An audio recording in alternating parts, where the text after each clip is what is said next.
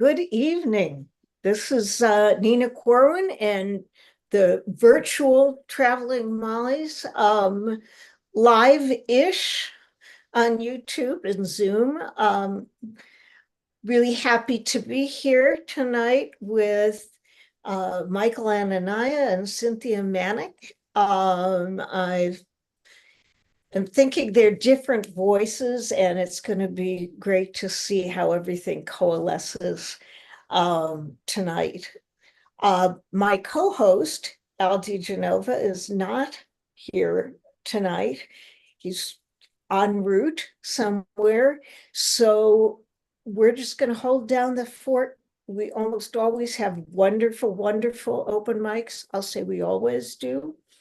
And generally, we start with Al and I doing a poem, and but he's not here, so I will read one of mine, and then we'll get moving into the rest of the evening. So a number of years ago, I saw a call for an anthology on the 90s. I'm talking about last century there, folks. And I couldn't finish it until recently. And that took long enough. And it's after Kenneth Koch's collection of new addresses or addresses to the 90s.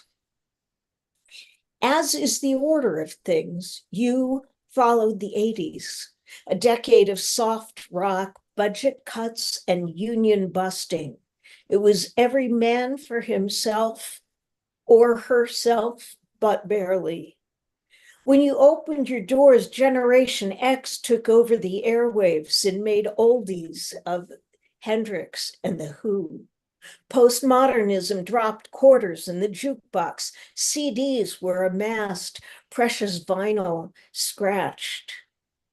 You were my 30s and then some. My glory days of protest sex and psychedelic rock came and went before you. Time to get down to business. I left my job and sublet an office downtown. In the alley, rats scuttled with their noses to the ground. So many comings and goings. It was curtains for Johnny Carson and the Berlin Wall. Microsoft and Amazon launched to fast fanfare, and Viagra, what man could resist? Investors speculated, markets soared. In you, McDonald's supersized and we chowed down. The first text ever wished us Merry Christmas. Late to the blooming and no one to come home to, I played it safe, moneyed down on a house in a low-rent district, and waited. For what?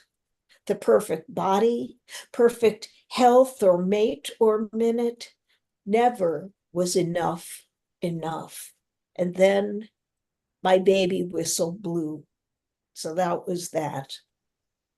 Oh, 90s, how benign your exuberance before the irrational bubble ruptured and many a nest egg went for naught. More than the end of a century, you were a springboard for the next thing to come, and our comeuppance came. Did we learn anything from you? Not much, or not in time. History isn't written as we live it, and our mistakes, we insist, are not our fault. Today, my booms become a whisper. Your babies are paying our debts in installments. It's your turn now to be another decade's yesterday. Thank you. All right. Oh, thank you for all those hearts. They're just so so beautiful. You're gonna have to stop that. So, okay. Because far more important to me is our open mic. And how about if we start with, let's see, Bill Yarrow, would you start us off?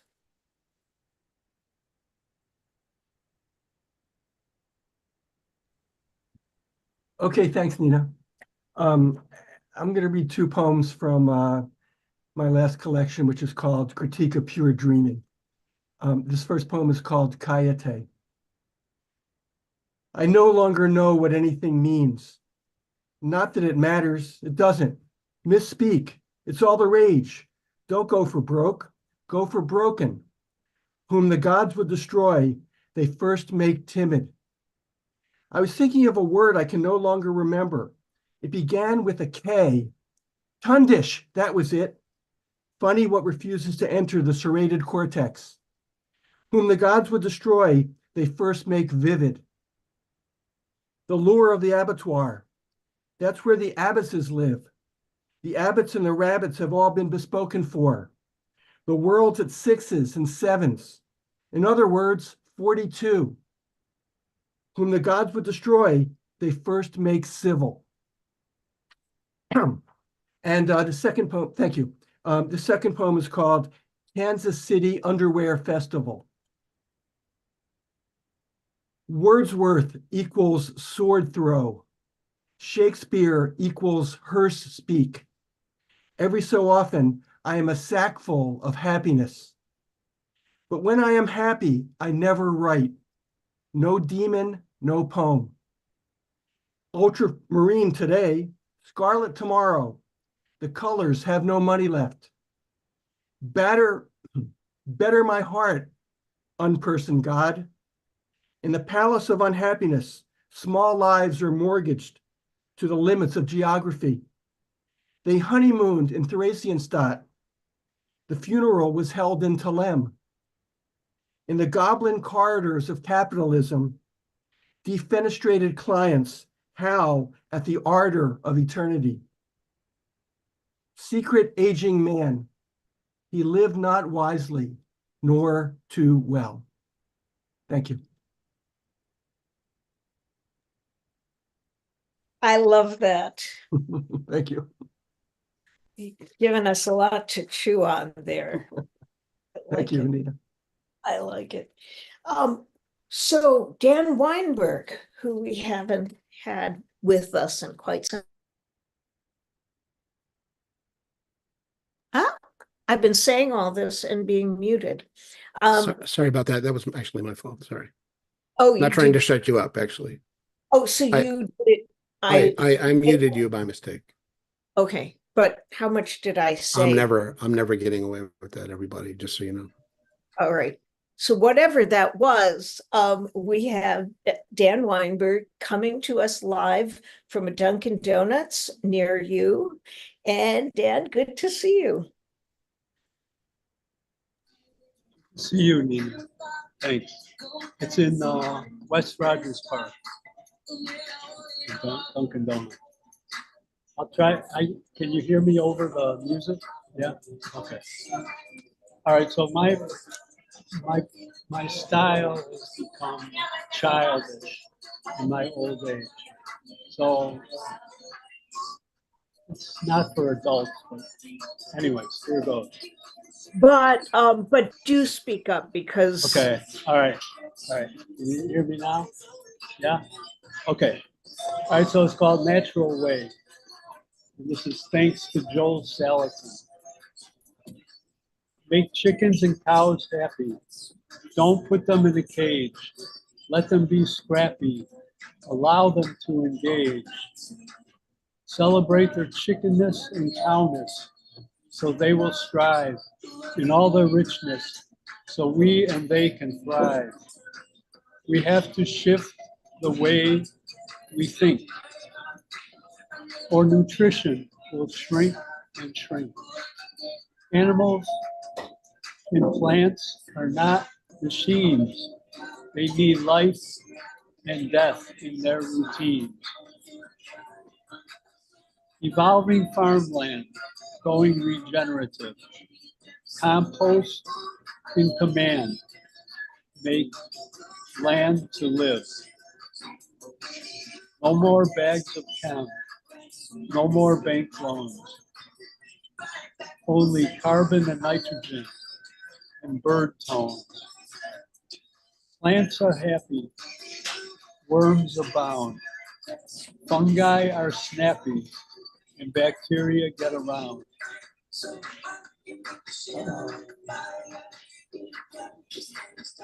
Thank you.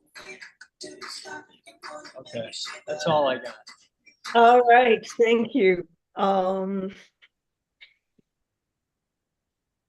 love Dunkin' Donuts. That's all I have to say about that. So, Betsy Goodmacher, let's hear what you got. You're here coming from Boston? I'm actually here in Brooklyn, New York. All right, then. Great to be with you all. So I'm going to read a poem that I wrote a couple years ago. I've lived in New York City for almost 30 years, most of them right here on this street in Brooklyn. So like any New Yorker, I have a love-hate relationship with the city. So this poem explores that a little. Maybe you can relate.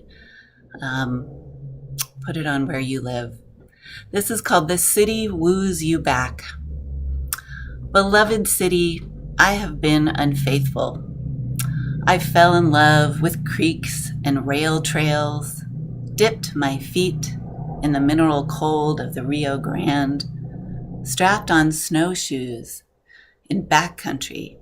But all this beauty was never really mine, not the way you belong to me and I to you. Countless times my heart said, run.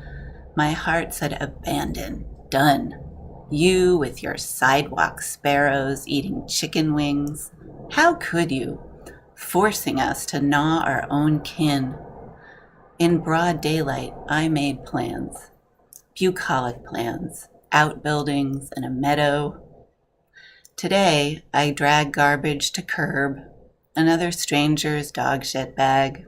Move my car. Street cleaning. Purgatory.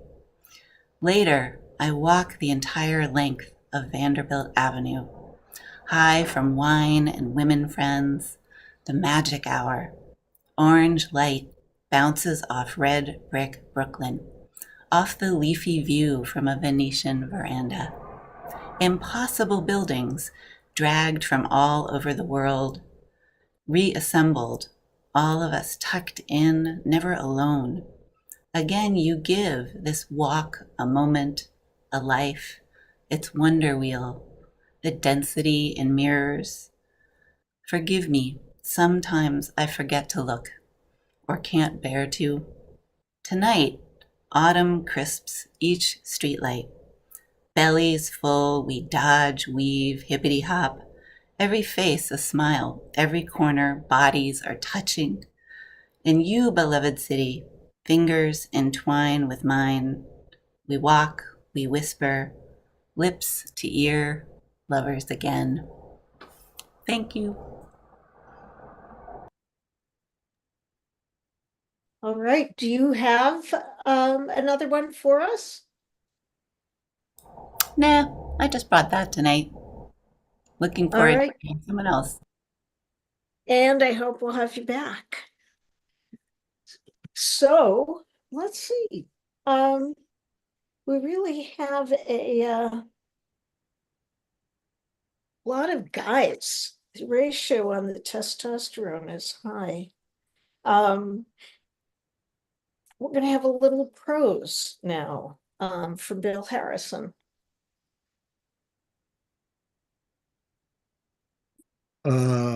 That's a lie.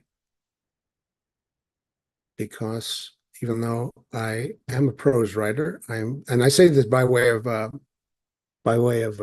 excuse. I'm actually going to read something I'm calling a poem. Sorry, Nina. This is called What to Do with a Cadaver. Ride a merry-go-round. A day at the old ballpark.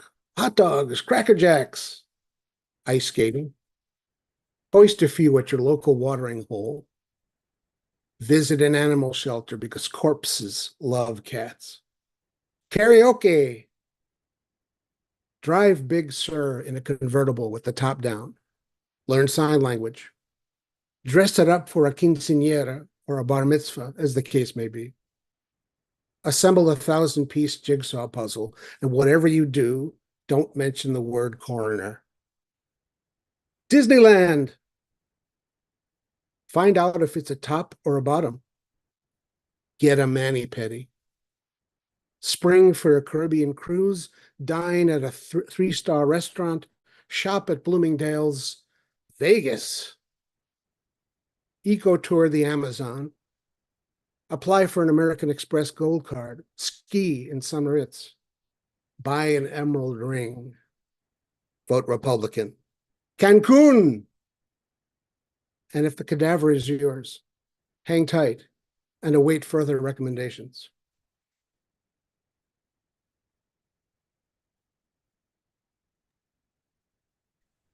All right, then. I got some images out of that, just, just you, me, and the cadaver. I'm sorry. That may come between us. We've got a new person here tonight, Harvey Sauce. Is it Harvey Sauce? Yes. Glad to have you with us.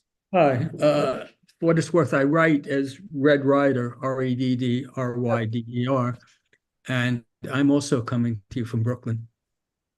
And since it was my mother's birthday yesterday, and she died much too young, I'll read something in the nature of a rather painful homage.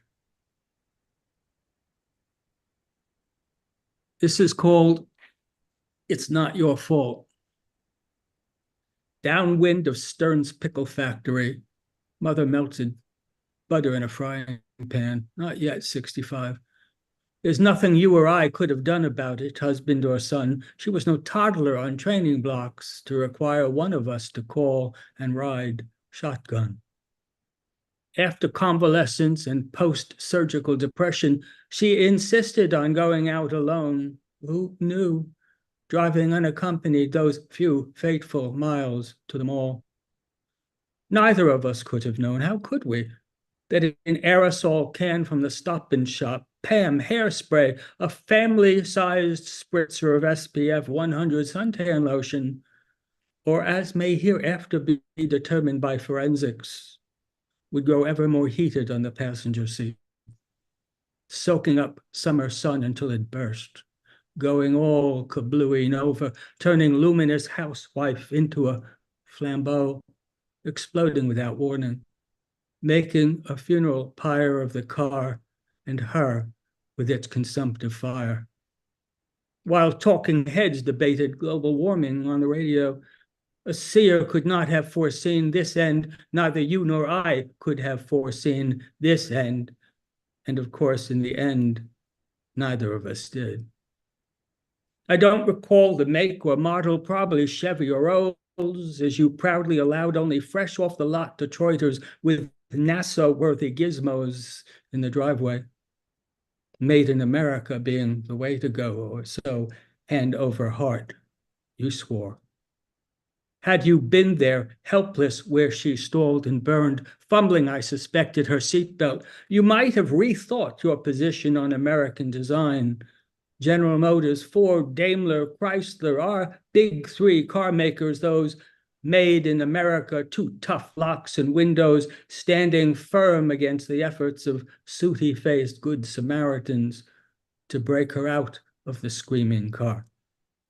Efforts that failed so miserably when safety glass, once touted as a selling point, proved all too resistant to their frenzied fists.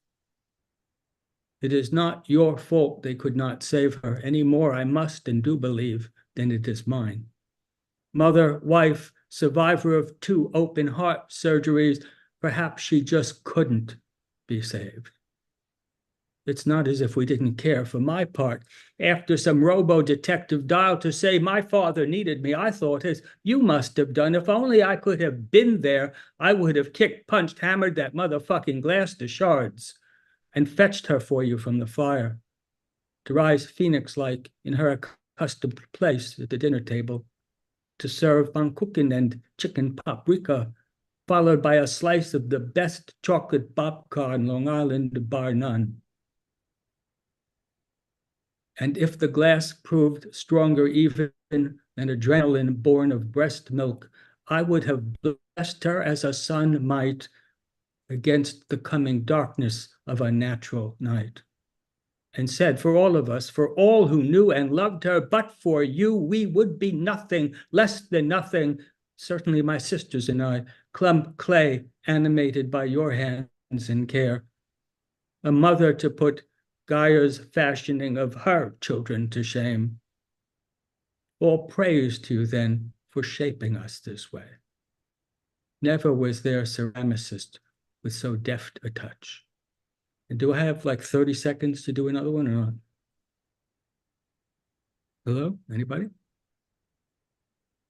Go ahead. Definitely, yes. Oh, okay, let me get back to it then. All right, this is a poem that goes back to the 1700s, the 8th century Chinese poet of the Tang dynasty. It's called Li Po at the Western Gate. Seeing the women pass with wicker baskets on their heads, he is reminded of home and a simpler life. His mother beating clothes clean on a flat rock by the river. His father coming in late from the fields with dirt stains on his knees, days that lasted just long enough and no longer unburdened by issues of state. Sun, moon, stars, a daily processional, like women with wicker baskets on their heads at the Western Gate. Thank you. Oops, it doesn't want to go away. Good poetry, good reading. I hope we'll see you again. Which makes me, which brings to mind that if anybody out on YouTube or here, if you want to read in the open mic, reach out to us on Facebook at our Traveling Molly's page. Leave us a note, maybe 1 week to 2 weeks before the reading, which takes place on the second Monday of the month. And we have people throw their names in the hat, and we pick 10 and see what we got at the end of it. So I do encourage you to join us, and it's such a good open mic, always. Let's see. How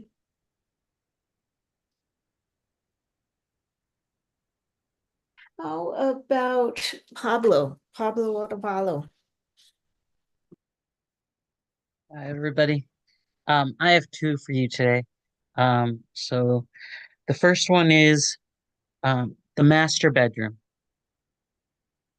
I don't believe in ghosts. I say when the door creaks, when a rumble of footsteps chase no one upstairs, when a thick hint of cigar starts to fill the room. The dead stay dead. They don't creep around while we sleep, rattling chains we had long ago broken. Broken old bones under the floorboards don't curse our foundations. We don't live unaware atop their desolation. Their tears dried on our skin, their cries like our cries, their fingers gently brushing the back of our necks, tightening, holding our breath. Death is a door that shuts tight. The night doesn't whisper secrets of our past, of broken oars and broken masts, sugar, cotton, dyewood, ginger, iron bars, and iron shackles. Death is a door that shuts tight. I don't believe in ghosts, I say. even as their echoes fill our lungs like salt water.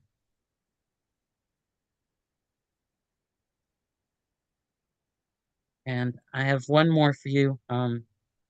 Yesterday, a would-be dictator was fantasizing about killing migrants, and so I read this again, and hopefully we'll be able to stop reading it soon.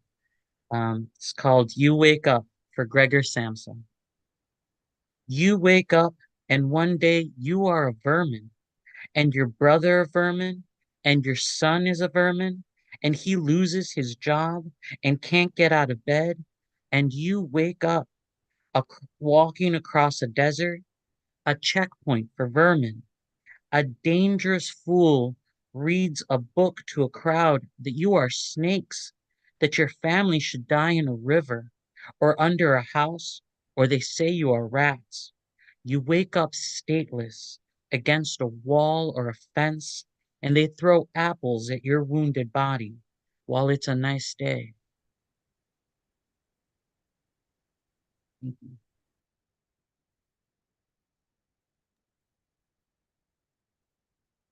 Well, that was a killer. William Tell meets Gregor Samsa. Well, no, William Tell's not really good for that. So next, let's have Claire. And would you remind me, is it Conan Yeah, it's Coonan. or Coonan? Yes. Yeah, glad to be here. It's really wonderful hearing everyone's work. I will alarm you, there's a dog who is kind of up in this space. So if you hear some panting, that is the dog. So I want to start with a poem. This is from my first collection of poems, The Beautiful Keeps Breathing. And the name of this poem is Dark Roast Dreams. And it begins with an epigraph,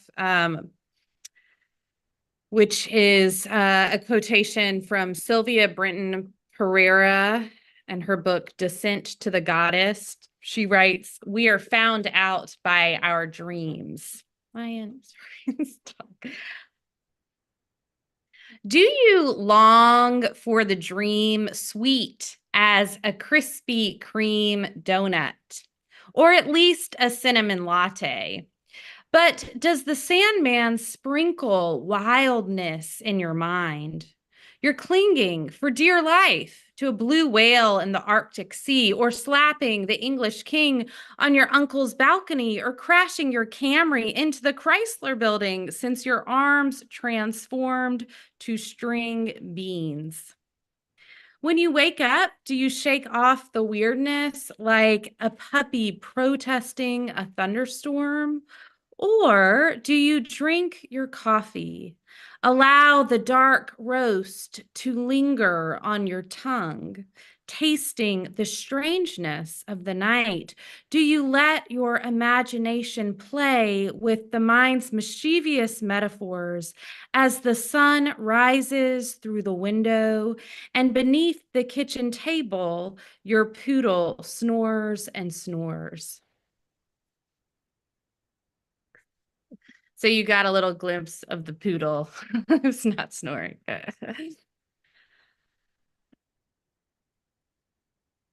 And I've got one more if there's time. Okay. This one is called On Mary Oliver's Clinical Wisdom. And I used to work as a therapist, and this is kind of inspired by how Mary Oliver helped me out with that. The epigraph for this poem is from her classic Wild Geese. You do not have to be good. You do not have to walk on your knees for 100 miles through the desert repenting. The therapist, fresh out of graduate school, fidgets in her chair in the windowless room. She listens with the yearning to say something wise, even one tiny insight that relieves her patient of his pain.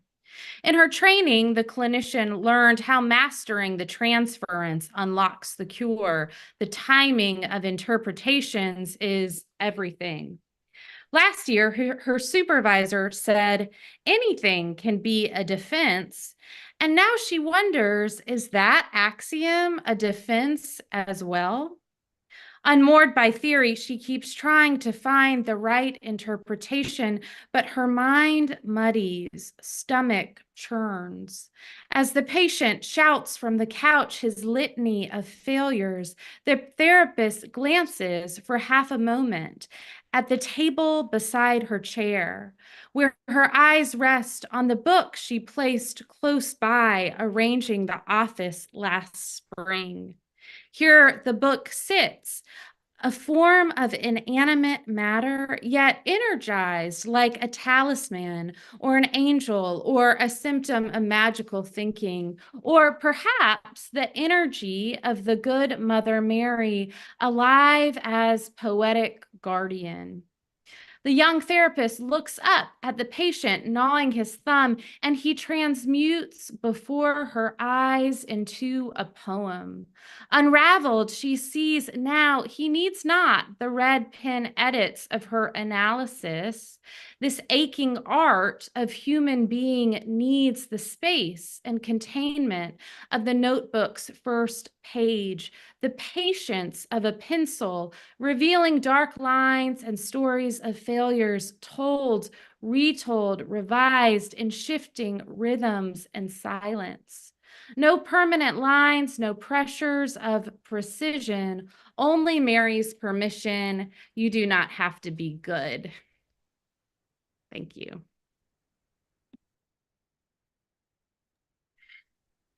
Well, the psychotherapists on Zoom here tonight are appreciative of that wonderful poem, and send it to me, would you? You've got my email. Thank you so much for being here. Okay, well, we have one person left in the open mic, and by no coincidence, it is the winner of a Michael and Anania fellowship, right? Jim Madigan, glad to have you here. Thank you, Nina. Thank you, Michael. Actually, I'm reading Michael's most recent book, and that one of the things that he writes about often is music, and it's one of my favorite things as well, music.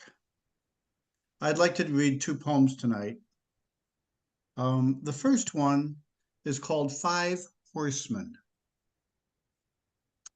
5 horsemen, brothers, wind their way down switchbacks to the floor of Bryce Canyon.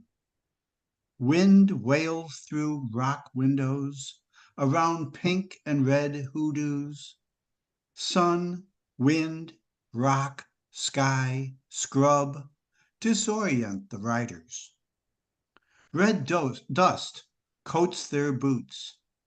Red sun beats on their backs, their hats. Blood slowly bubbles from the neck of Brother Joe, 4th of 5, struggling to keep pace, singing, I'm going there to see my father. I'm going there to meet my mother. Ahead in the shadows of spires near Sunset Point stands a man in dark glasses, patch over his left eye. Pointing to the east, the riders approach, the man disappears. 5 horsemen, brothers, persist on the journey. Ride through a dry arroyo.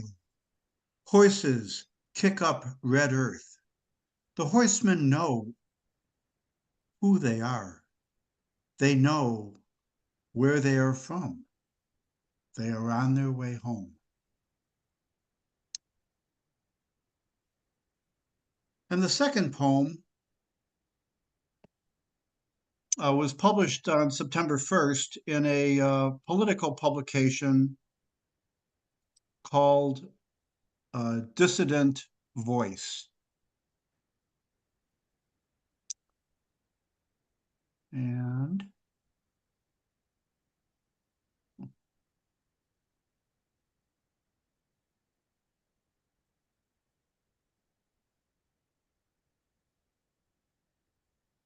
Actually, I'm wrong. It was published in Verse Virtual on September 1st. And it's called Beauty Among the Ruins. Sunlight shimmers on slices of mirror and glass, blue sky and cumulus clouds, the arc of the sky visible through the space where the roof used to be. She looks north down her street at a red thobe with brilliant, intricate tatrice down the front, up the sleeves, still hung on a clothesline in a yard without a house. Wind lifts curtains through blown out windows. Ghosts of shutters rattle. Rumble of returning jets approaching. Cries of searchers sifting rubble. What was precious, now belonging to no one. The very earth vibrates. Thank you.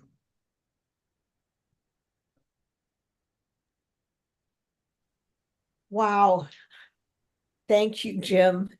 Thank you for wrapping up another gorgeous open mic. We are about to move on to the features and which will be followed by a conversation with both of them. Michael Anania will be reading, and after him, Cynthia Manick, and I am looking forward to that. But before we do that, I have to make an announcement, and Bill may help me, lest I forget anything. We like to pay our poets, and it's not as easy to do that on Zoom as it is via other means. We used to be able to pass a hat. Now all we can do is post a link, which Bill is going to put in the chat now. And it's a link to a donate button on Al DiGenova's Press's After Hours Press site. And so if you would donate what you can, we really like to pay our poets, and it's absolutely not what they're worth. But poets are used to that. But we would prefer not to really send them home with their pockets empty. So please donate generously. And as we go through the evening, we're also going to put links to their books or to their websites. And there's no, in my opinion, there's no greater gift to give a poet than to buy his or her book. So you'll have a chance to hear work from both of them, and then we will have links to those books available to you. Bill, am I forgetting anything? No, I just wanted to say we have links from Cynthia, but we don't have anything from Michael yet. So Michael, if you would like to just put a link to your website or where we can buy your books into the chat, that would be great.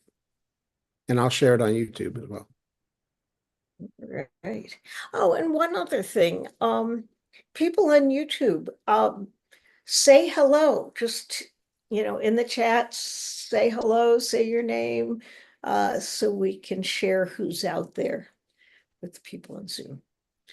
All right, so I am now going to start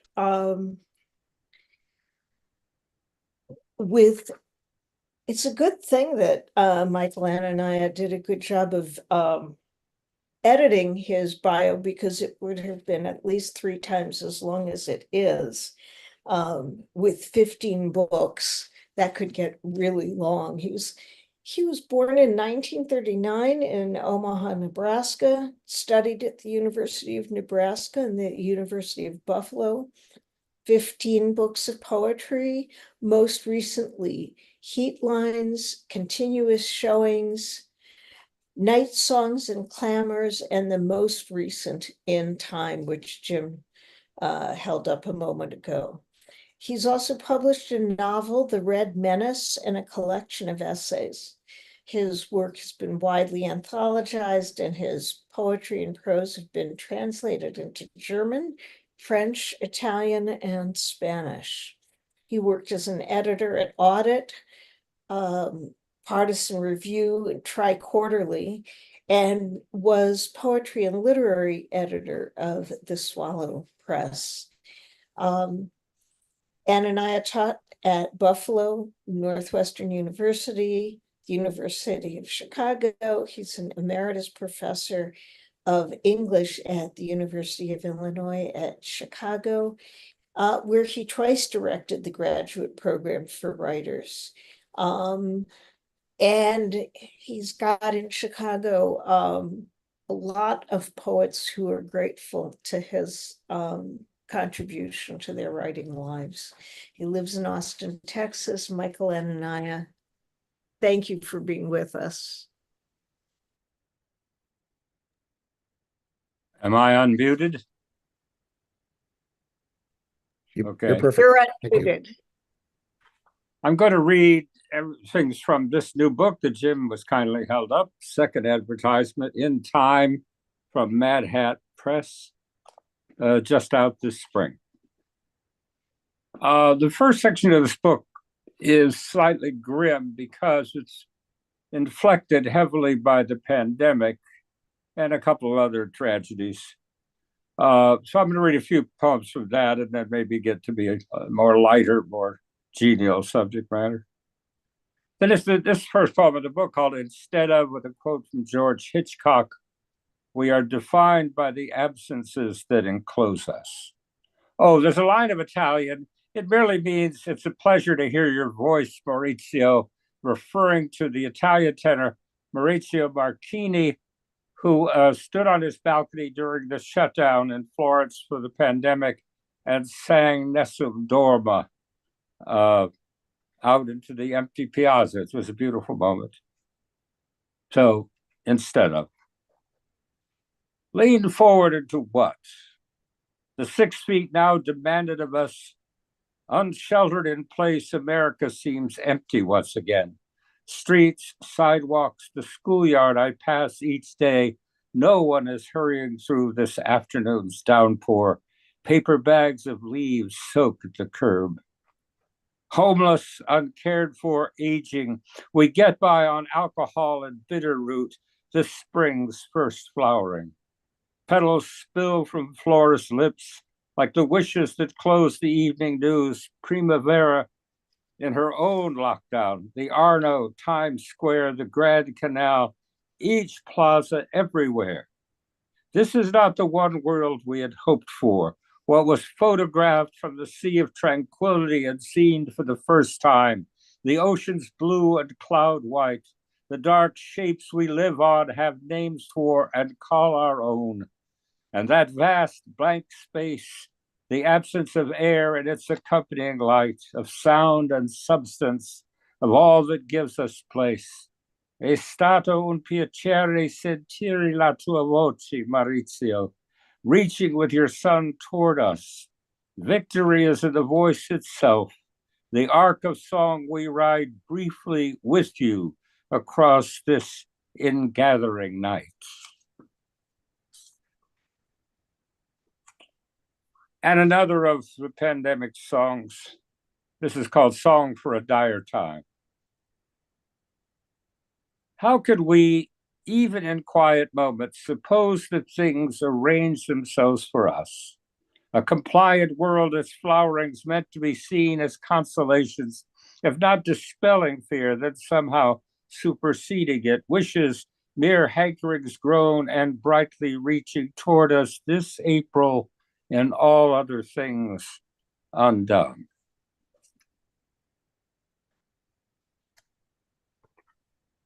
And at the end of that terrible year, another terrible occurrence seems to be recurrent in America. This is a poem about Uvalde, Texas. It's a somewhat fractured villanelle. There is nothing any of us could say, nothing of use in the political drone for parents waiting for the DNA, of bodies shredded, faces gone. Pray for our own forgiveness, stammer, moan. There is nothing any of us can say to stations of white crosses, their array of photographs, bright faces known only from cotton swabs of DNA. Listen for the sounds of play, for skip rope rhymes we're left alone with nothing of any use to say. Is this our innocence's final day? Our new Eden all weeds now and overgrown? Should we count the stripes in our own DNA to find what part we play in death? Lay flowers by the schoolyard, kneel, lie prone. There is nothing any of us can say that's not said mutely by their DNA.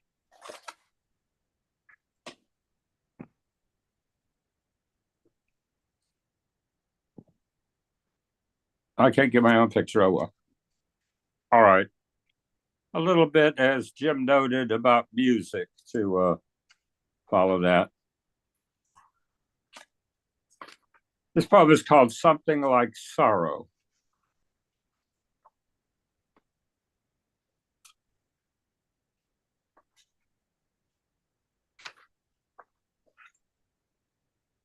What is it age requires of us beyond simple endurance and memory's implicit sorrows? Forgiveness, perhaps, simple pleasures and complex sentiments. This evening's saxophone is so impatient, as though no space could be left unfilled, not a single note unfollowed. We could have told him that music, like age, is space and silence. Something like sorrow waits in the air.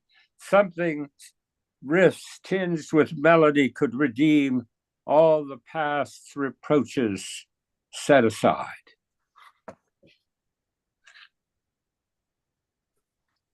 Another little jazz piece covering Stan Getz. A line in time, time curved, held, and bent.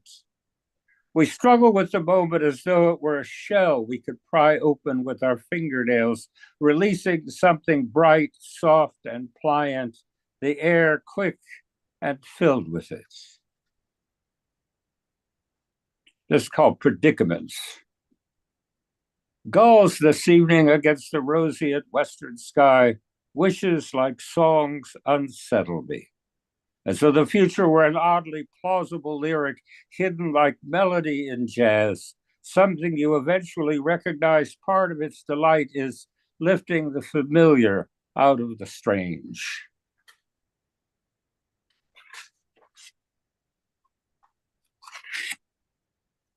Oh, I guess for the season, harvest time after Pharaoh Sanders.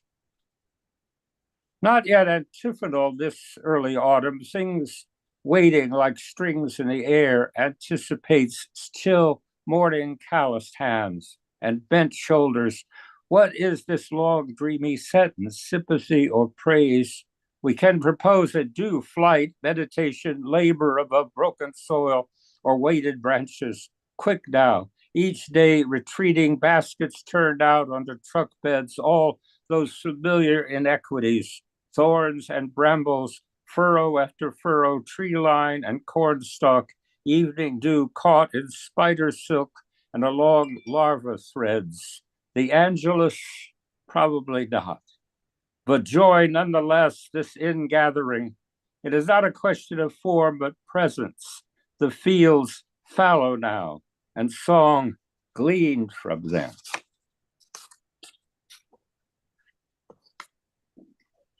When the great English poet Roy Fisher visited Chicago, he sent me a note in advance and told me what he wanted to see. He wanted to see the house from Native Son on South Drexel in Hyde Park. And he wanted to go to the Roosevelt Road, Illinois Central train station where Louis Armstrong got off the train and met King Oliver and began his time in Chicago. And he wanted to see also the space of the Lincoln Gardens on 31st Street in Chicago, very close to where I lived. So this poem is about going there to the Lincoln Gardens It's full of jazz musicians, the musicians who played in King Oliver's Creole Jazz Band. And then that group of rather famous and subsequently successful jazz musicians who came down from Austin High School up from the South Side to listen to jazz there and carry it away with them. And so this raises questions about that. Also at the Lincoln Gardens in Chicago with Roy Fisher. Or rather, in its empty space, time, the city's relentless undoing, here then the 20s recalled. King Oliver's Creole Jazz Band, Armstrong, Jimmy Noon, Bill Johnson. There, just past the broken sidewalk, spiked weeds like table lamps, and leaning in, Gene Krupa, Benny Goodman, Bud Freeman, Jimmy McPartland, and Joe Sullivan. This was the prospected sound they came to 31st Street, white teenage sons of European immigrants. Co-option, my friend Pope called it. Sullivan tracing Lil Hardin's fingerings against his thighs, Goodman breathing with Noon, McPartland with Armstrong. What they gathered in and carried away, footfall and stride, New Orleans angled, inflected by Chicago, taken up, then passed around, phrased and rephrased, New York, Paris, London, Birmingham, each hand, each breath making its own way out of what was first heard here in music, once known like arc light searing the retina, is known forever.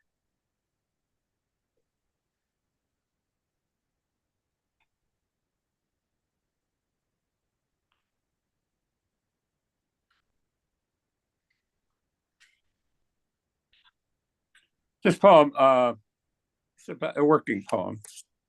And what it's about is just work, called Hours and Days.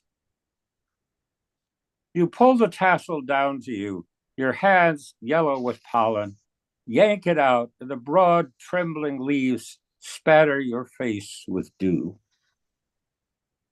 Cucumbers like red welts along the long furrows you stoop over, waddling from one to another, their fine, transparent thorns caught in your palms.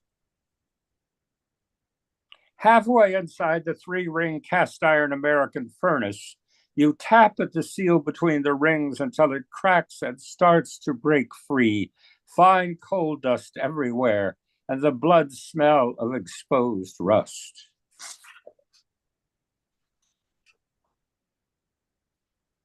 Squeeze the peeled shrimp between your iodine-swollen finger and thumb, and the tissue above the vein strains towards your knife's edge and splits open from head to tail. Over weld lines on the spinning drum, rebars dance like reeds in the wind.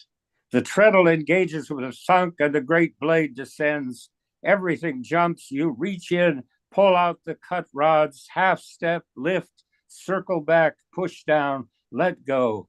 And the middle of the steel sheath is drawn out and falls 40 feet of it into a bright-edged, even bundle.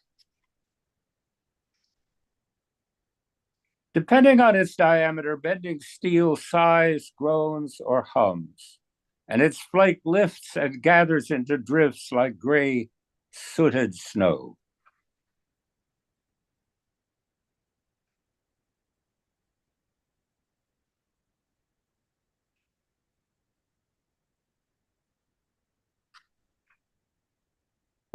I'll read one of the Omaha appendices, which is a series of poems that's now stretched over 3 different books. A lot of it's about my grandfather, who was a very dangerous man. So this is Omaha appendices number 8. This is my earliest memory. In a playpen in the little house, the one-room house on Reese Street, where we lived until I was 3. My mother at the kitchen sink, her usual whistling, the colored beads between the wooden slats turning. The trap door down to the basement summer kitchen was propped open. Screams, and the basement screen door slammed. Noise on a ladder. My Aunt Jenny, bobbing into the room, slams the trap door shut and pulls our one chair onto it, sits shouting, Help to my mother, my grandfather below her, cursing in Calabrese, bangs the underside of the trap door. My mother with her in the chair now bouncing. Jenny, tall and thin with long, wavy chestnut hair. My mother's short and blonde. Jenny's brown eyes made larger by her thick glasses. My mother's bright blue eyes wide. Her curled hair sprung up and down as the chair bounced again and again above his fury. The whole house shaking, the playpen, the chair, faces, everything all at once shattering. The last section of this book is some of the lyrics I wanted to save from a project I had to write, a blues opera. And so I'll read a couple of poems. I'll read one poem and sing one from this. This first one is called Sad Eyes and Smiles. And it's in the voice of the blues singer as he's leaving a typical one-night stand in the country as he goes on to his next gig. Called Sad Eyes and Smiles. You leave because you have no choice. Dust on the road, dust in your voice. With sad eyes and a sadder smile, she says, stay just a little while. You can bend a string, touch a heart, always sweet and pure at the start. Count through the song, count out the miles, dust in your throat, sad eyes and smiles. Chicory coffee, cornbread in a bowl, a calloused hand to soothe your soul, damp hair tangled, a bluebird barrette, a faded house dress, hard to forget. You can bend a string, break a heart, bittersweet, wrong from the start. Sing to the dashboard, count out the miles, caught where you live, sad eyes and smiles. Morning haze, fresh oil on the road, sometimes the blues is a heavy load. Linoleum flowers, lavender soap, making love its own kind of hope. You move with ease from fret to fret, from song to song, from joy to regret. Town after town, kiss sweetened miles, caught in your throat, sad eyes and smiles. And maybe I'll do one more of these. This is Mac. This is all based on the Three Penny Opera, so it's Mac Heath. But this Mac is a Creole blues singer in Louisiana and East Texas. So this is called Mac's Confession. Whenever they ask me about all those murders, guns and knives and sash cords, I just take a pull on my bottle, smile, and tilt my head into a song. Killing's good for the blues, like a bent-over hat and a scratched-up guitar, a thick hand and a razor scar. Nothing washes off easier than someone else's dirt or feels any better than someone else's hurt. They say I've killed people in places I've never been. Pigs stuck, husbands, jailers slumped in their cells, bankers and ribbon clerks, any fool who crossed me. Killing's good for the blues, like a bent-over hat and a scratched-up guitar, a thick hand and a razor scar. Nothing washes off easier than someone else's dirt or feels any better than someone else's hurt. Being genuine or genuine's a kind of work that wears on you like a rough road. You stiffen up and ache from the long shake of it. It thickens in your throat. Killing's good for the blues, like a bent-over hat and a scratched-up guitar, a thick hand and a razor scar. Nothing washes off easier than someone else's dirt or feels any better than someone else's hurt. And then there's a kind of crazy guy in the opera who bounces around from here and there. He's called the Dancer, and this is his song. I got a boogie-woogie wallet, wadded up at the fair. I got a boogie-woogie wallet, wadded up at the fair. What a boogie-woogie woman, take her everywhere. Well, beat me, daddy, beat me, A to the bar. Yeah, beat me, daddy, beat me, A to the bar. With a boogie-woogie woman and a Sears Roebuck guitar. My wallet's got dancers, pink, yellow, and blue. Yeah, my wallet's got dancers, pink, yellow, and blue. They're electric dancers, just like me and you. Come dance with me, baby, under this neon sign. Come dance with me, baby, under this neon sign. We're gonna drink 7-Up with Mocha David wine. Think I'll throw me a mustache, go to New Orleans. Think I'll grow me a mustache, go to New Orleans. With my boogie woogie wallet bulging in my jeans. I got a boogie woogie wallet, take it everywhere. Got a boogie woogie wallet, take it everywhere. Come on, let's boogie. Got no time to spare. Thank you.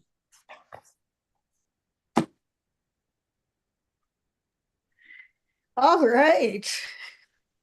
That's wonderful.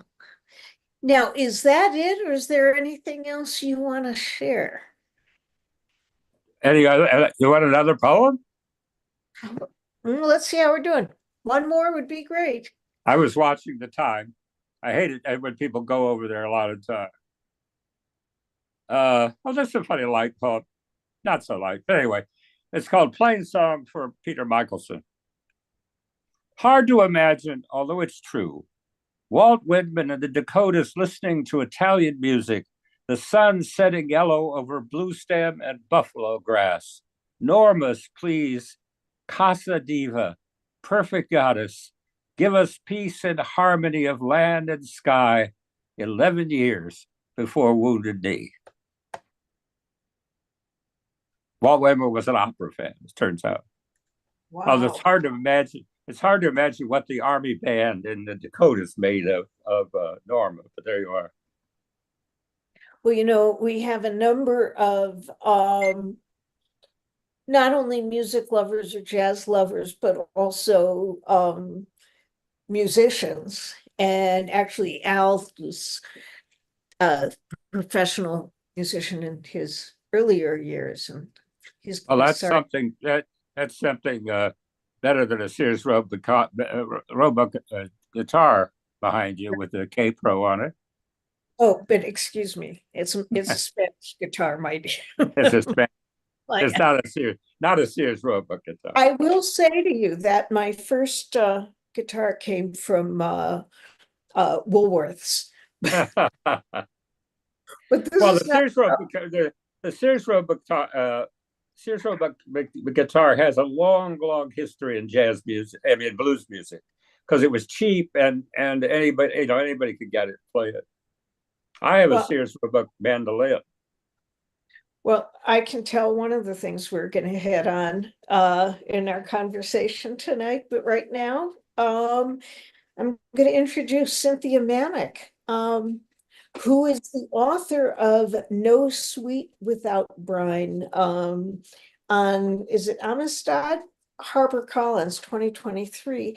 And when I saw that she received 5 stars from Roxane Gay, which I did not know that when I invited her, I just thought, oh my gosh, Roxane Gay gave this 5 stars, was named among the best poetry of the last year by Ms. Magazine, and was selected as a New York Public Library Best Book of 2023. She is the author of Brown Girl Polaris, a Belladonna chaplet, editor of the Futurism Black Comics and Superhero Poetry, and author of Blue Hallelujahs.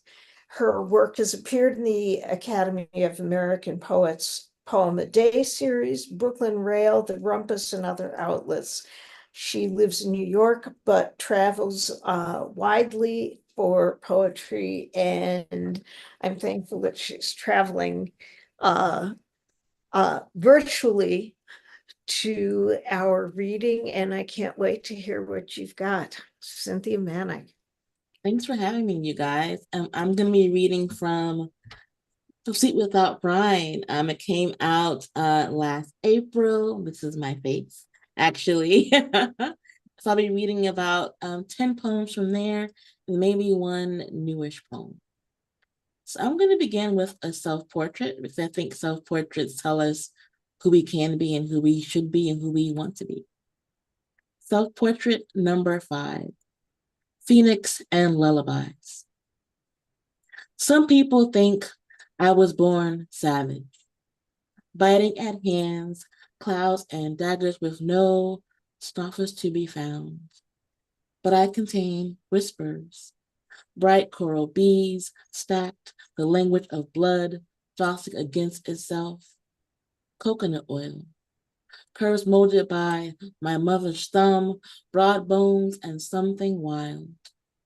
Sometimes I'm a brown-bellied songbird who knows the tongue could be in land not beaten, the hot archache in someone's back while the TV's on.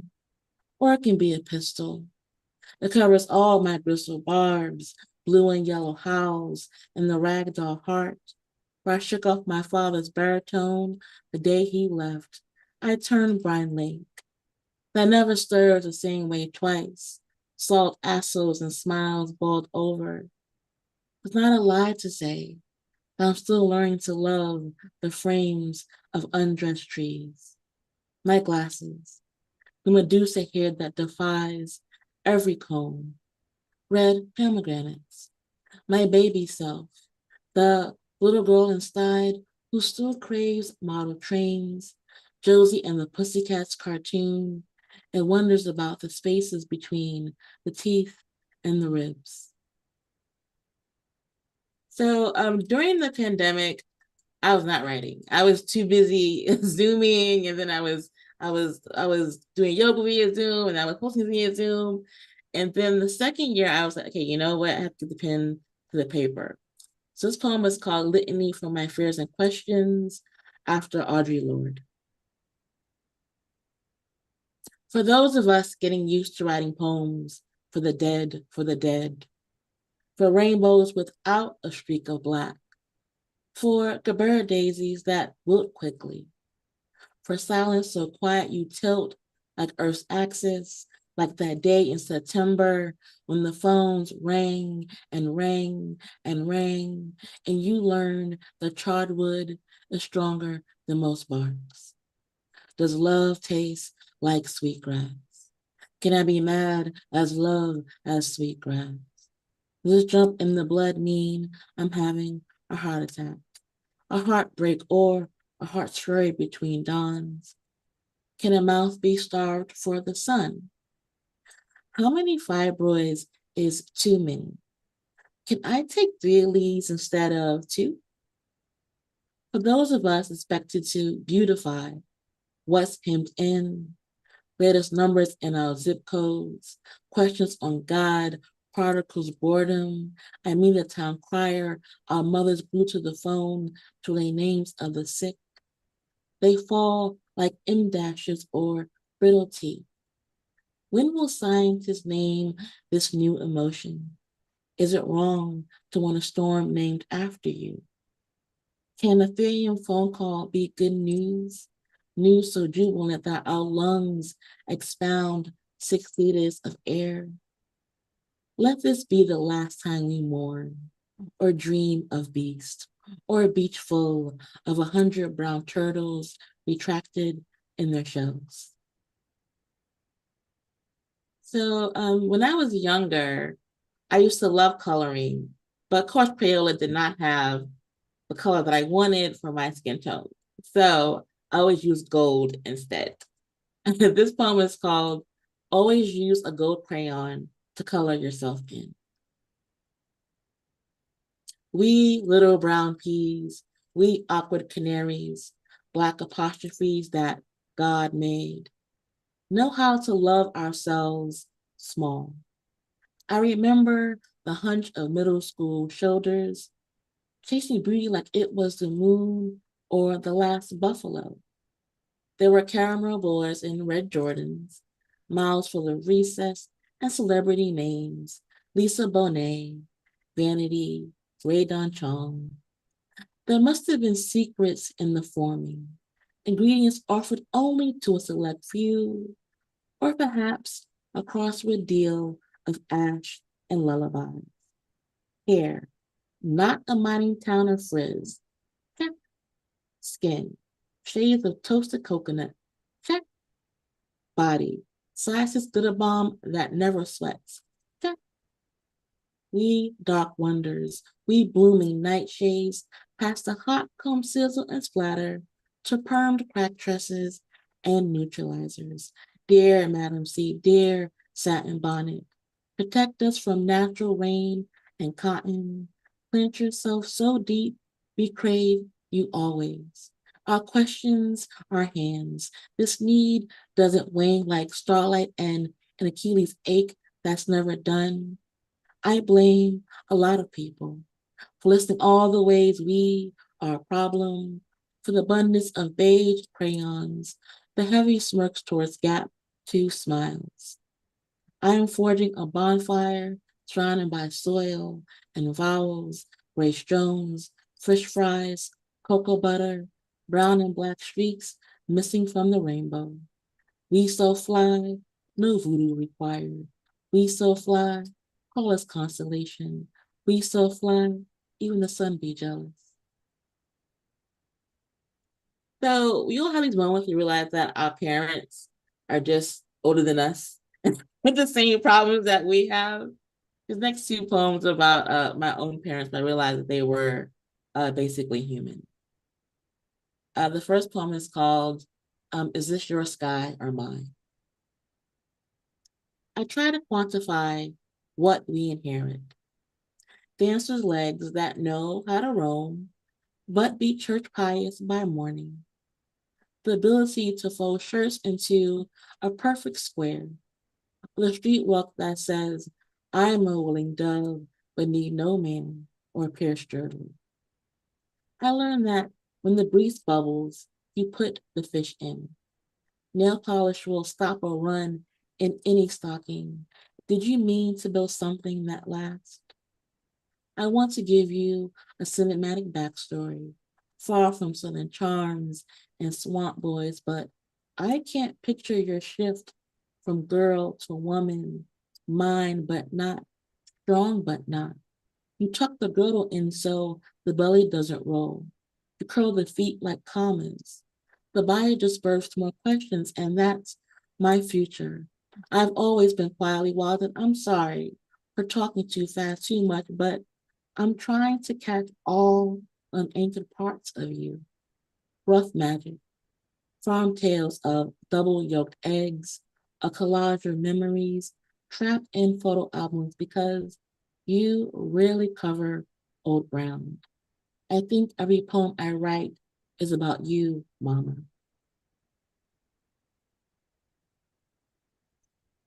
MTA transit exam, attempt number 4. One night I hear my father's voice shaking out. If you want, appeal our evaluation of your employment history. Like his tongue are magpies needing to be trained. When I step in the kitchen, he becomes a silent movie. But there are no Black fathers in silent movies. Later I discover he takes the exam a 5th, 6th, and 8th time. Under supervision, prepare, track, and road, until muzzled he stopped, thrashing on the hook, trying to swim upstream to pay with a little something left over. And I learned to hide my shimmer, forget spelling bees, star sticker reading charts, and test score smiles, thinking them master tools to be used only in secret. So when I was actually, I think I was at McDowell at a residency, and I hadn't started the book yet, but I started thinking about, well, what do I want to write about? And I realized that I had a dream, and the dream did not have grief.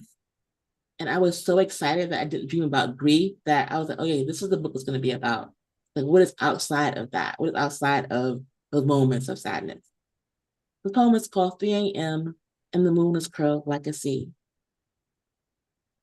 And I didn't dream of coffins today, or the scattering of names or trees I can never recall. Instead, there was a silver dog chasing joy in the shape of a hat. A long dead cousin eating Jack and Jill cookies, and my hands held fistfuls of not yet ripe tomatoes that needed a dark place or a bag to become true.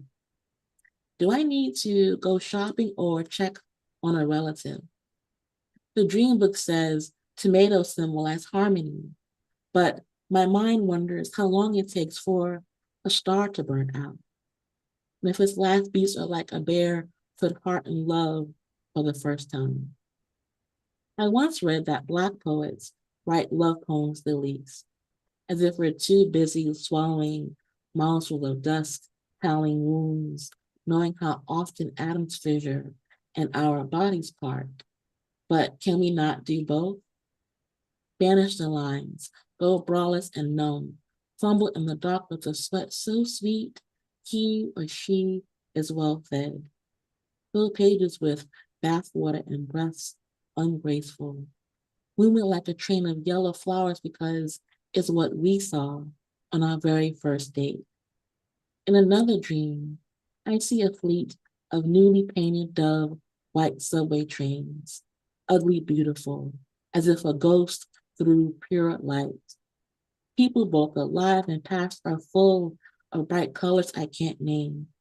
They move so smooth, my ear barely recognizes the revolving jubilee, the sky inside all of their hands. Are we doing okay? Are we good, you guys? Okay. So this next poem is for those who've been to the gynecologist. Those stirrups. Those stirrups are bullshit.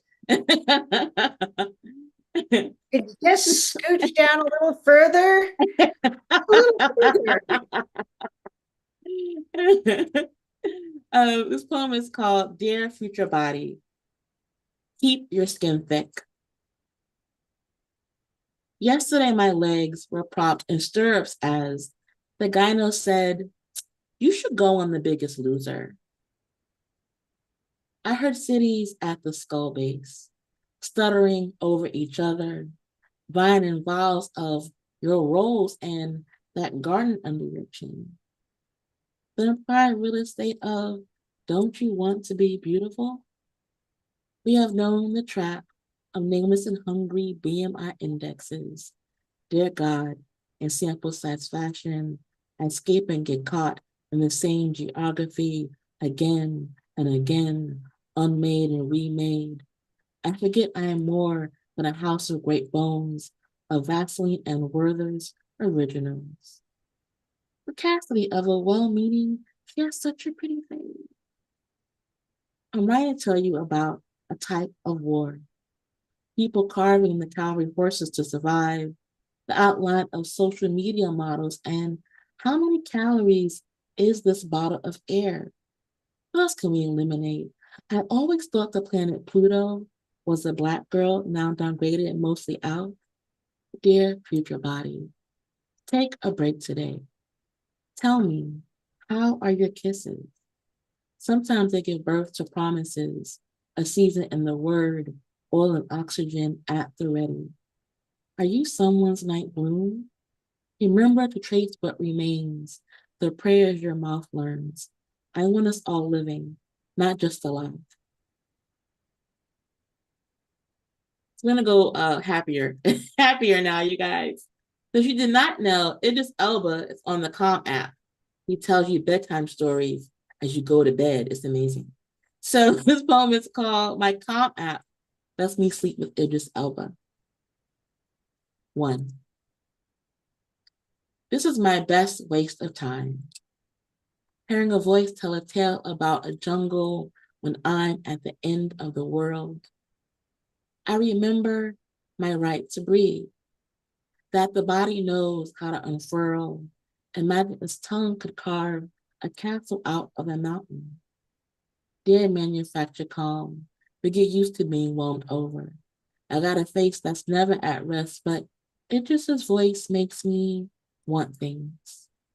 Our brothers will grow old with lines of smiles, a necklace of dry watermelon seeds, or a well-competed hand that calls a thigh goose bump birthing. 2. Some days it's easier to remember that even the devil needs someone to love, to find soft moons in the edges, putting words like down with a river, so you forget his hard hands at work. When I watched the TV show Bewitched, I thought, Darren must have had great dick. The James Earl Jones of dick, the kind of dick where you're almost naked while wearing one sock and a head wrap. To make a woman hide herself, hide her daughter like she's a knotted ball of saris, of hair, and a nose full of questions. How can a man be unhappy when his woman is magic? I want to ask my mother this, or I did grandma in the dream because I've heard her story, second and third hand. 3. Idris is now talking about owls and ancient rock art like it's something sacred we ripen together. I believe him and almost forget my day of basement apartment laundry, hauling my black roots, clothes, and a keychain of blue pepper spray. The maintenance man, nice man, asks for my hand and body every time I see him. One day I think he'll say no to my no thank you. He'll want to break something. He'll want to sing for something that's broken, try it without a key. Talon's echoes learn how to rescue themselves, so I keep my spray loose, swallow my spit, think of calm and Idris, crooked paths to my cotton nightdress.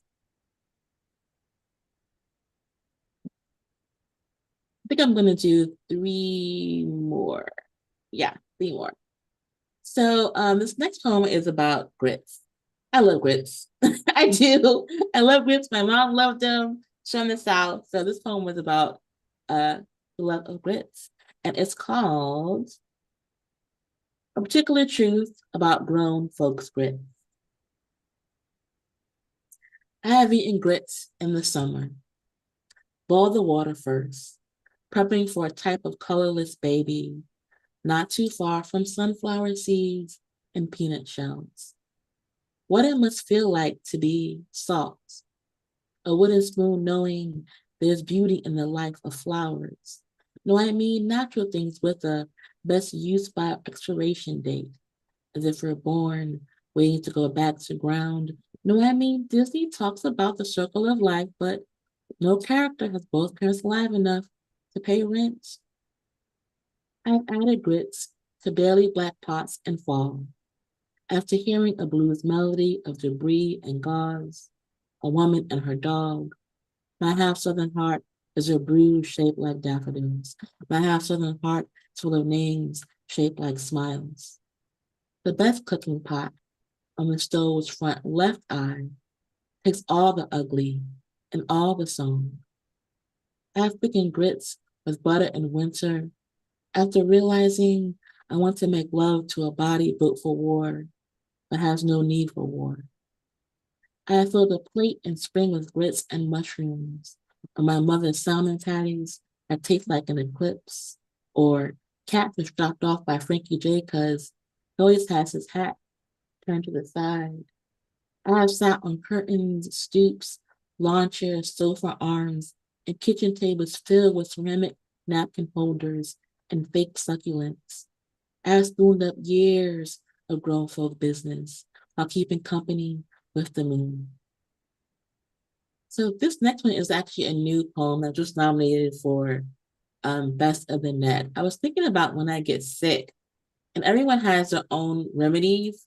My mom always used Vicks Vapor Rub. Vicks, that was the thing. Vicks, when you're sick, where's the Vicks? Where's the towel?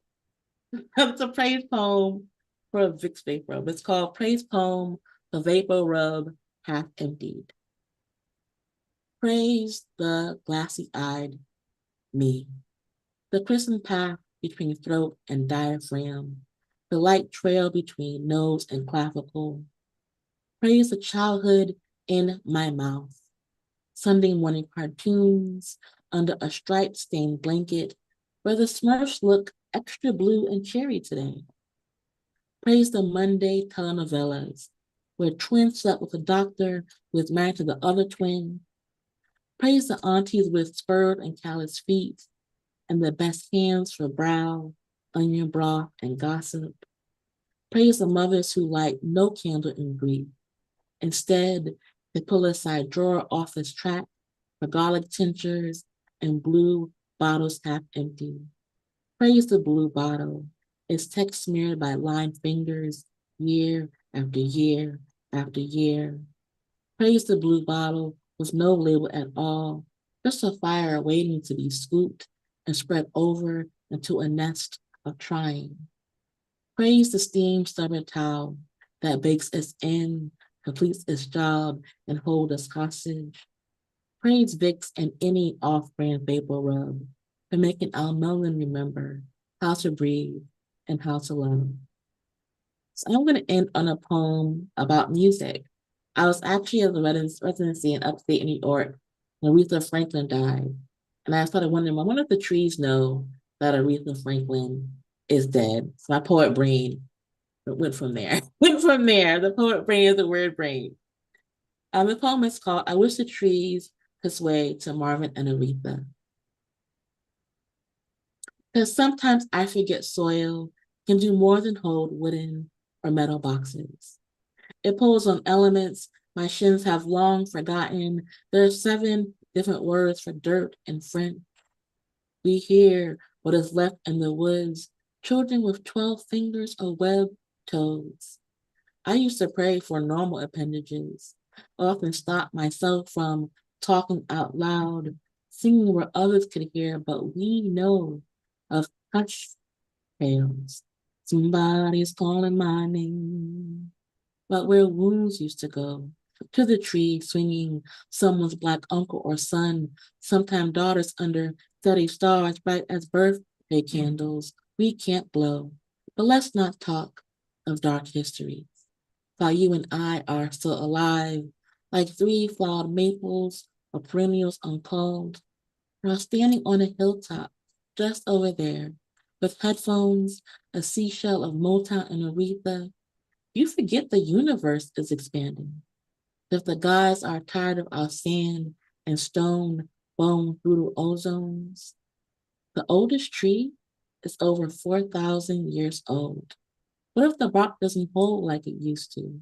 The bloom turns shallow because you can die from survival, you know. It's like working 3 jobs, the weight of limbs in winter.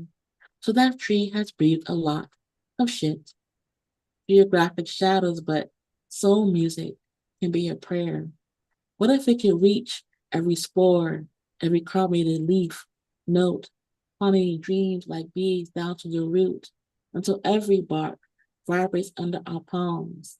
What if Marvin and Aretha make them remember what love sounds like, and all the wild things come so close, the trees no longer die standing up? Thanks, guys.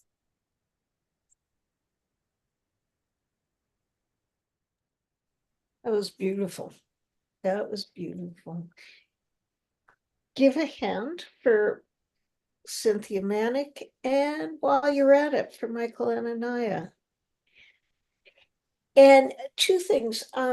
Cynthia, did you put your links in the chat? I did. I'll do it again. Yeah. Good. Great.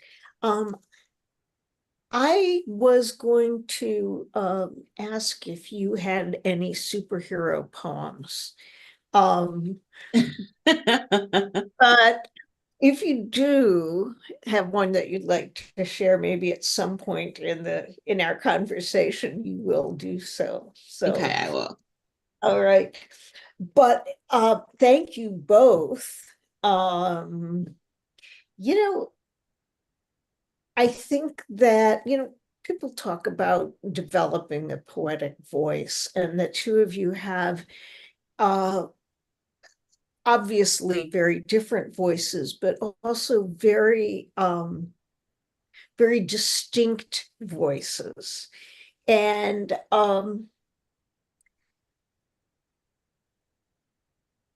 I don't know. How would you describe each other's voice? Maybe that's really putting you on the spot. But It is, Nina. It's putting us on the never spot. mind. We will come back to it later on. But I was just kind of riffing, and then I thought, well, I couldn't answer that question. What am I talking about? But let's do this. Let's talk about where music lives in your inspiration and in your work. Clearly, Michael, it's very strong strain of it in the work that you do. And you were just talking about Aretha Franklin, and I don't know that it's as prominent for you, but I think your voice is so musical too. So I mean, for me, music is essential to me writing. I always have music on in the background. Usually I'll have jazz or I'll have blues, or when I'm doing a poem, when I'm done, I'll actually say it out loud to make sure that the words sound that they belong to my mouth. And so I also think about music in terms of, well, memory. My best memories of my mom dancing in the kitchen. My best memories are accompanied with a musical component, whether it's a song, whether it's a line, whether it's, a dance move. I always consider music as a part of also my cultural memory. Well, of course, we think of music in terms of sound, but as you're just mentioning it, music also is represented by movement. And the memories of music are really interesting because you've probably heard that memory for music is about the last thing to go. As we get older, there are people who have not been able to speak anymore, but they have still been able to sing the words. So it really runs deep. Now, for you, Michael, obviously it's been an important subject of your writing. Can you say something about that? Well, I was very fortunate to live in Chicago for a very long time and visited Chicago to listen to music before I ever moved there. So I got to hear Oscar Peterson at the London House. I got to hear Ahmad Jabal at the Pershing. Yes. I became, close friends with Bill Russo. And then I lived on the South Side for a long time, and I would go to Teresa's. I would go to the old checkerboard, so I knew those people. Mostly, I was, that was a coincidence. But I began early on to try to think of ways that I could make the poem and the sound of the poem work in some ways like jazz. That is to seem at once structured and improvisational. So I always want the poem to feel at least as though it's going off someplace on a riff in language, and the model for that is jazz. Blues is another matter, and the blues is a lot of, despite its sadness, is a lot of fun. But jazz is more demanding in the way that you build something that has a firm underpinning and then play off of that. So I try to make my poems seem to that extent improvisational. But I've been very fortunate. Saw Louis Armstrong for the first time when I was 15. Not bad. I became involved with classical music very seriously, and I sang for a while. But jazz has helped me in a whole variety of ways to try to find a kind of lyric at once urgent and American.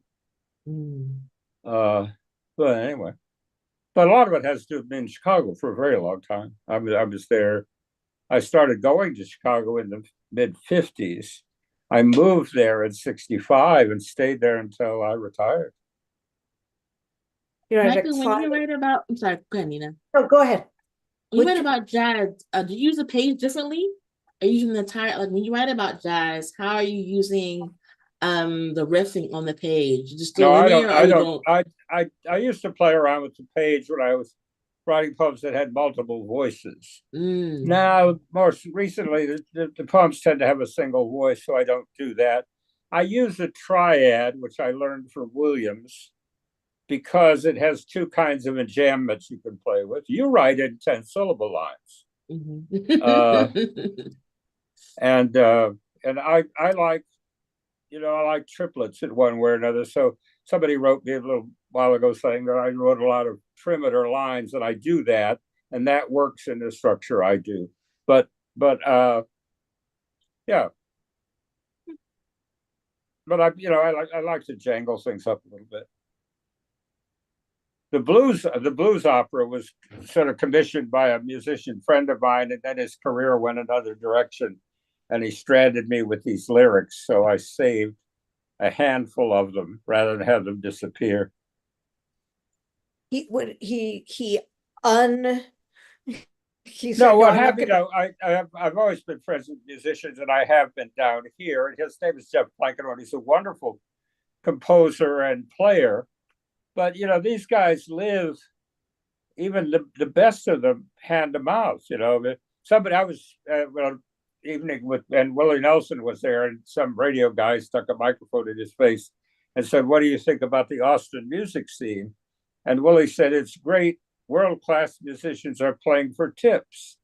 And that's what happens. They get a little bit of the door, and they get the tip jar. And so when this guy's career he did a couple of albums that did very well, and he started going on the road a lot. So our collaboration pretty much ended there. He didn't, I'm not resented. I'm glad he's doing well. Well, But go ahead. Go ahead. My husband was a professional musician, and he actually played with a folk musician, Megan McDonough, for a while, and she used to say, folk music, where there's hundreds of dollars to be made. Yeah, right. And poetry is kind of like that too, Well, I was in New York in the early 60s, and that was a time when in the Village and in Alphabet City, there was a whole lot of folk music going on, and interesting stuff. But the folk people who figured it out moved toward rock because that's where the dollars were. Yeah. Well, and somebody like Joni Mitchell, who was there in that time, she went in her own direction, which is slightly more configured by some classical things and jazz. But Dylan, who got booed off the stage in London for having amps on with him. Can I ask you, Michael, can I ask you again what it was you said about Cynthia's writing? Something about... no, I just noticed that she writes, she tends to write in syllabics. It's not metrical. But she does do 10 syllables usually in a row before the break. She has a very easy way into the language. I think she obviously strives for that. What do you think about that? I like the observation. I mean, I think I do strive to make sure that my poems fit my voice, and that my voice fit the poem. Yeah. Yeah, like how we look for poems to tell us how to read them, but also to how to hear them, how to experience them if possible. Yeah. I was thinking it was Bill Pinsky that talks about the importance of reading the poem out loud. And he's actually a jazz musician as well. But there is a whole other kind of, you hear the music when when it's read out loud. Yeah, poem can be, brilliant on a page, but if we stumble over reading it, then it's not ready. Something's not needs to be tweaked with it.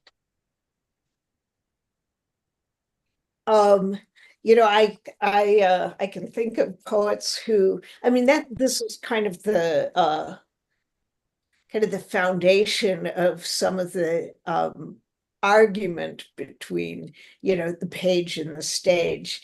And I think that's the two have come closer together, but I think so, yeah. we really did have an awful lot of slam people criticizing what we'd call page poets. And it's funny, a former editor of Poetry Magazine, I'm going back about 35 years, so you can place that poet if you want, was making fun of a poet who read musically. But I do think that people have come closer together, that those two ways of thinking have influenced. Well, historically, poems out of the Anglo-Irish tradition were always almost sung. If you've listened to recording of Yeats, you listen to Pound, it's horrible to listen to, but he's trying to do it musically. And the other great lesson was the Dylan Thomas lesson, which is a kind of arch musicality. But then we inherited part of that tradition, but a bunch of other ones. And then you get in America poets who start kind of taking the language apart. William Carlos Williams, perfect example. The extreme case of that in the Williams tradition would be Creeley, who read the enjambment so extremely, you'd sit there and lean in to find out what the next line was going to be. So there are a lot. I've written an essay about all the readings all the sort of major poets I've heard read. I never heard Eliot. I did hear Frost, Auden, E. Cummings, almost everybody after that. And reading styles are different, and sometimes they perfectly suit the poet. Berriman's readings absolutely suited Berriman's poems. And Berriman had these long fingers and hands, and he would just lean over, drunk or sober, the podium and hand you the poem. He was giving it to you piece by piece. It was very moving. Gwendolyn Brooks was an extraordinary reader, but she had an extreme reading style. So we real cool. She exaggerated those breaks. We real cool. And the one that was like a roller coaster was the Little Lincoln. The Little Lincoln, he was ugly. Gwen and I read together maybe 50 times, so I could do her. Or somebody like Haki, who has an extraordinary reading style, but it's like a Gatling gun. It just goes brr, brr, you wonder when he breathes. Or Sterling Plump, who's one of the great readers, and who was one of the great jazz poets. But people differ entirely. And I think the best marriage is when somebody's reading finds a way to exhibit the poem to you in a new fashion. So you go to a reading if you're really interested in the poet, to find out the poet's relationship to the poem. And that can be very, like the Berriman thing, can be very informative. I always when I was a kid, I liked E. Cummings. I heard him read. I didn't like him after that at all. The poems, all those poems I thought were funny, were angry. But give me an example. Give me an example, Michael, of your relationship with the poem. With what? Just one poem, and I'll ask. As the poem develops, I think we'd agree.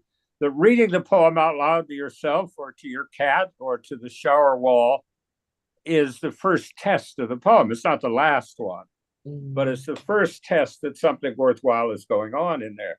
If you're a poet, you have a lot of false starts, and you can feel it. Also, my view also is that if you know what the end of the poem's going to be like, you probably should give it up.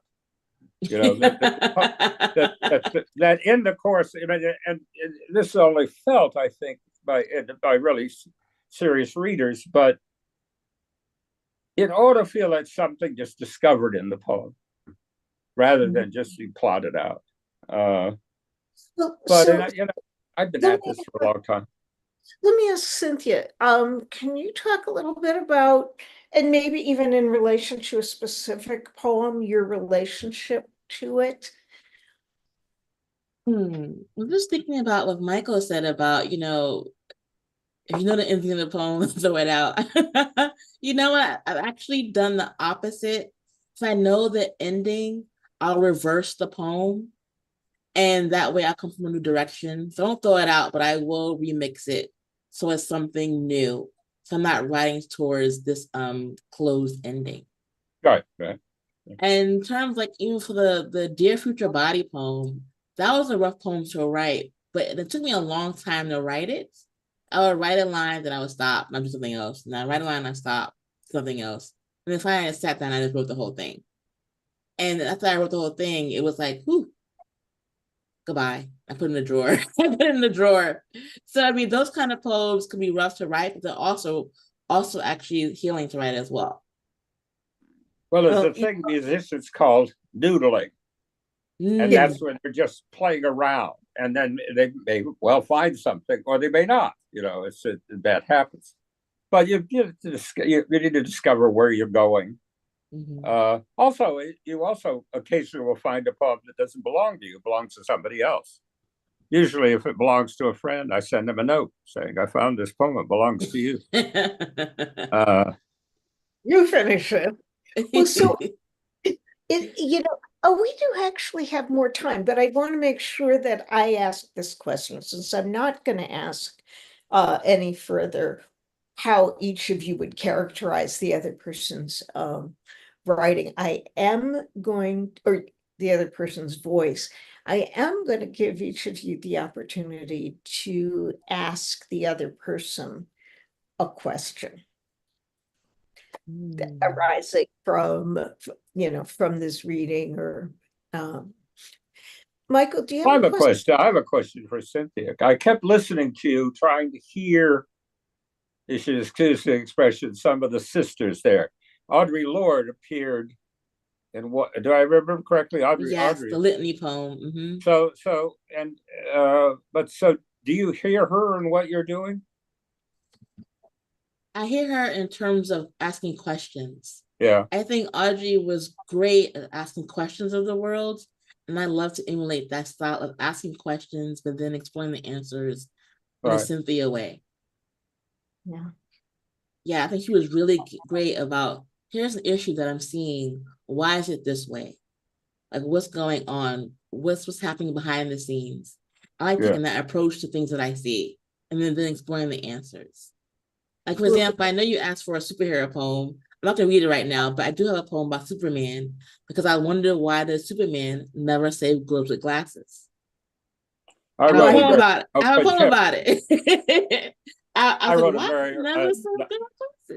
I once read a fairly adolescent poem about the sex between Superman and Lois Lane, but. Oh my nice. Well, so we'll get back to you asking a question, Michael, in a bit, but yeah, I wanted to ask you about what drew you to poetry of superheroes, and what else was it in Afrofuturism. Black comics?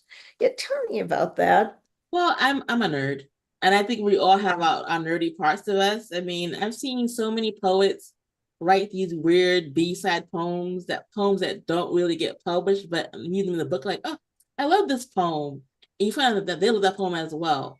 All these poets like Terrence Hayes, Winston Clifton, they all have these poems about Jim superheroes. Yeah, about Superman and superheroes because it's what they loved as children, what they want to think about in terms of how these superheroes reflect the world, don't reflect the world.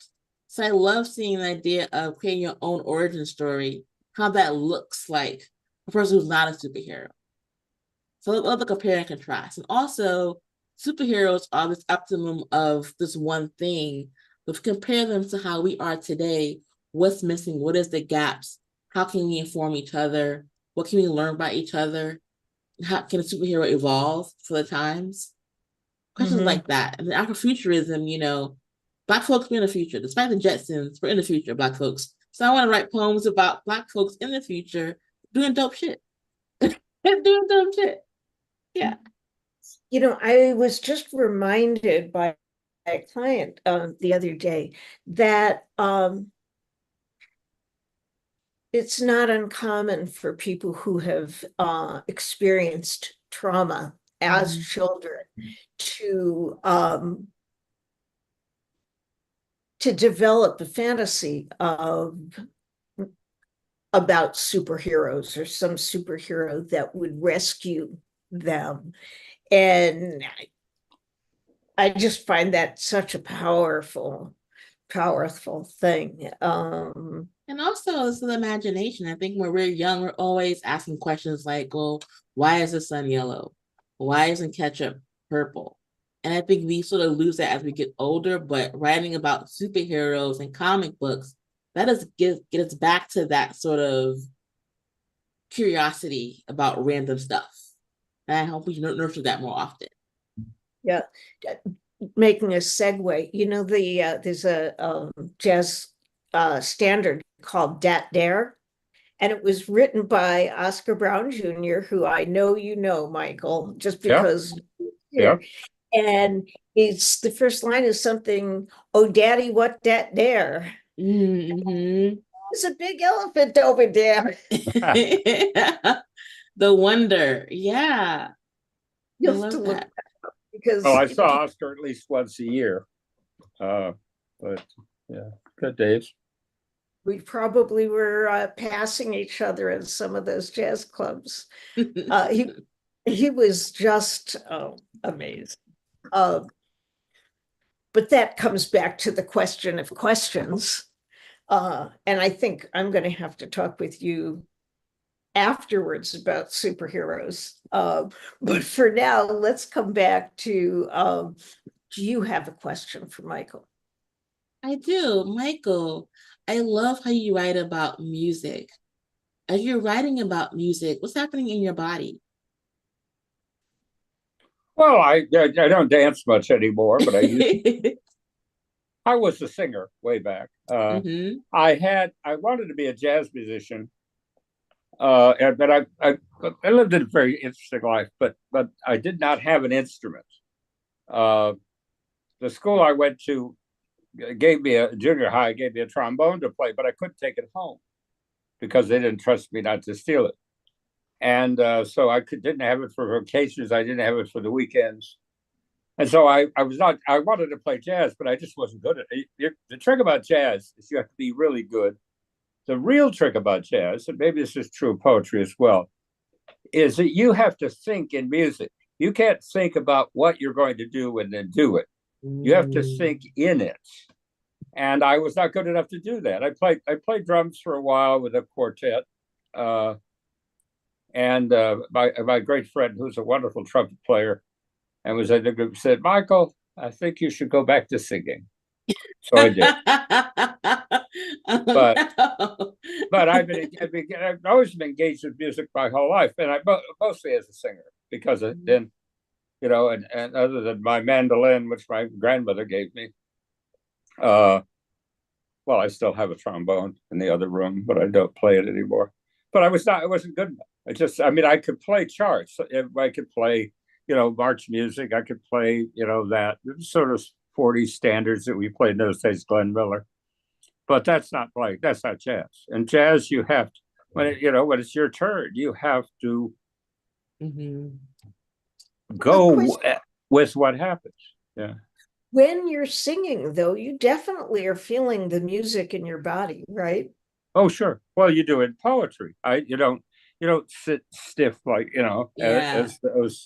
as they were some sort of Protestant waiting, waiting for the rapture to take you away. With no poet. Well, language is something that happens in your body. And the trick about poetry, not to get too Olsonish about this, is that the activity of your body in the poem is a part of what drives it.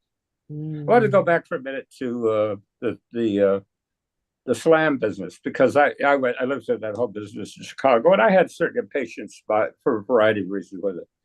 But of course, the slam movement has produced one truly great poet. That's Patricia Smith, and she's simply dazzling. And I first met her when I guess I was charged with handing her the prize for the year's national slam contest, which she kept winning over and over again. But when she settled out of that mode into what she's doing now, it's absolutely astonishing. Yes, I think she's a fantastic example of that. Although she was, at the same time that she was writing, she was already a columnist at, I want to say, the Sun-Times. Do either of you? Yes. Having what? I'm sorry. I think she was writing for the Sun-Times. And she was doing reporting. Yeah. Right. So it was interesting. And then, well, we won't talk about her particularly because we're coming to the end. And anyway, I just wanted to add that it's she really is a perfect example of someone who is kind of who's brought the two together and set an example for bringing the two together. But I'm just looking at the time, it's 8:58. Okay.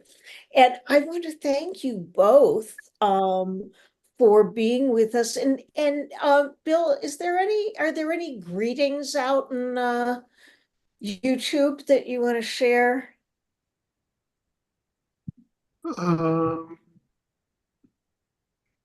Chrissy Cruz says that she's joining from Phoenix and looking forward to hearing you, Cynthia. And then Elizabeth Lara, also to hear you. My phone I'm tree straining works. because my phone tree worked. I'm gonna be on YouTube. Yeah, there you go. Right, yeah. That and $5 will get you a cup of coffee. That there's a few messages from each of them if you want to check on YouTube later. That's So it, speaking of that, the getting a cup of coffee, I do want to encourage people out there to donate, hit that donate link and make a contribution so we can actually pay these people, and even more so buy their books. They've given us a wonderful sample of what we'll find there. Any other thoughts before we wrap up? Who's going to be here next time? Oh my goodness, I'm forgetting his. There's a Nick Gulig, who is the poet laureate of Wisconsin now, and Michael Bazette, who is a poet and translator and a fantastic teacher as well. And he was actually, we're going to have him and Inez Smith because they've performed together, but we weren't able to work that out. So this is what you'll get next time is Michael and Nick reading together. It should be wonderful. Thank you guys once again, and hugs to all of you in the open mic and on YouTube, and I hope to have more conversations with you both in the future. Good night. Thanks for having me. Thank you. Guys.